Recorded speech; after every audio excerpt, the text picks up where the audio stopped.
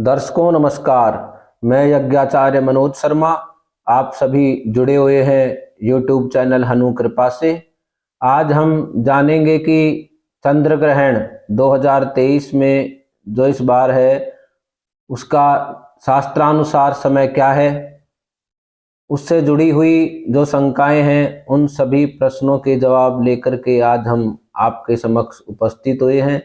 आज हम जानेंगे कि इसका वास्तविक समय क्या है, सूतक किस समय लगेगा और सूतक के दौरान क्या क्या सावधानियां रखनी चाहिए, गर्भिणी महिला को क्या सावधानी रखनी चाहिए, कौन इस दौरान भोजन कर सकता है और कौन नहीं कर सकता, क्या सूतक समाप्ति के पश्चात रात्रि में शास्त्रानुसार स्नान किया जा सकता है अथवा नहीं। इन सभी बातों का हम शास्त्र विश्लेषण के साथ समाधान आपके समक्ष प्रस्तुत करेंगे। आप सभी जानते हैं कि मैं अपनी तरफ से कुछ नहीं कहता, जो कुछ कहता हूं वो शास्त्र सम्मत शास्त्र प्रमाण के आधार पर कहता हूं। तो आइए अब मूल बिंदु से जुड़ते हैं। 2023 में यह जो चंद्र ग्रहण है यह खगोलीय घटना है और ये जो चंद्र ग्रहण है खंडग्रास है।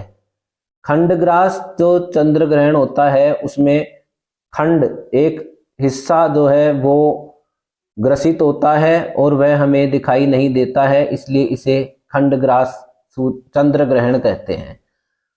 अब चंद्र ग्रहण का निश्चित समय क्या है, तो निश्चित जो समय है वह है शास्त्रानुसार पंचांग में ज्योतिषी गणना के आधार पर जो समय निर्धारित किया गया है वह है आश्विन शुक्ल पूर्णिमा शनिवार दिनांक 28 अक्टूबर 2023 की रात्रि में यह चंद्र ग्रहण होगा। चंद्र ग्रहण का समय जो है रात्रि में 1:05 पर इसका स्पर्श होगा, यानी ग्रहण का प्रारंभ होगा, ग्रसित होना प्रारंभ हो जाएगा। और ग्रहण का जो मध्य जिसे परमग्रास कहते हैं, जिसे राहु ग्रह जो है ग्रसित करता है, वो समय रात्रि 1:44 पर है। और ग्रहण का मोक्ष अर्थात ग्रहण की समाप्ति, ग्रहण समाप्त होगा रात्रि 2:23 पर।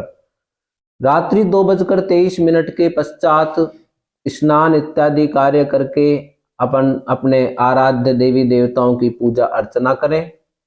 जो भी अपने पूर्णिमा आदि के जो त्योहार हैं उन त्योहारों को मनाएं, शास्त्र अनुसार अपने सभी कार्य करें। अब प्रश्न ये आया है कि क्या इस दिन सत्यनारायण पूर्णिमा रहेगी? बिल्कुल रहेगी, क्योंकि पूर्णिमा तिथि उदया के अनुसार भी इसी दिन रहेगी। अतः 28 तारीख का ही जो है पूर्णिमा तिथि रहेगी, तो सत्यनारायण पूर्णिमा का व्रत रहेगा। इस दौरान सूतक का समय क्या रहेगा, तो शास्त्र कहता है कि चंद्र ग्रहण में 3 प्रहर पहले अर्थात 9 घंटे पूर्व सूतक प्रारंभ हो जाएगा। तो 9 घंटे का अर्थ है 1:44 पर जब ग्रहण का मध्य हो रहा है, प्रारंभ हो रहा है, इसलिए इसका जो सूतक है वो शास्त्र अनुसार शाम 4:05 से प्रारंभ होगा। ज्योतिषीय गणना के चार्ट के अनुसार 4:05 पर शाम को सूतक प्रारंभ होगा। और सूतक प्रारंभ हो जाने के बाद में हमें विशेष सावधानियां रखनी होंगी, जैसे बालक, वृद्ध, रोगी, इनको छोड़ करके अन्य जो सामर्थ्यवान पुरुष महिलाएं हैं वो इस दौरान अपने केश नहीं संवारेंगी, भोजन ग्रहण नहीं करेंगी।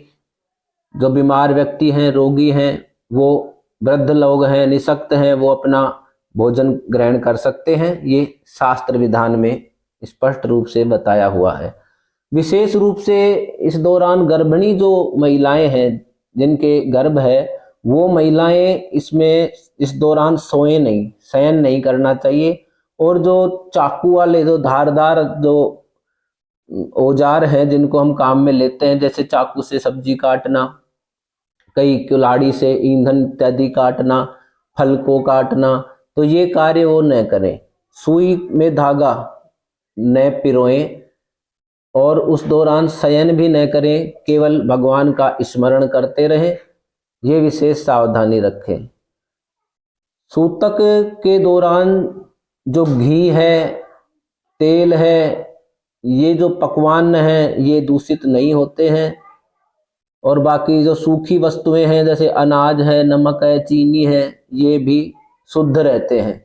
इसके अलावा जो अन्य वस्तुएं हैं उनमें डाब, तुलसी पत्र इत्यादि डाल करके रख दें और सूतक समाप्ति के पश्चात उनको उपयोग में ले।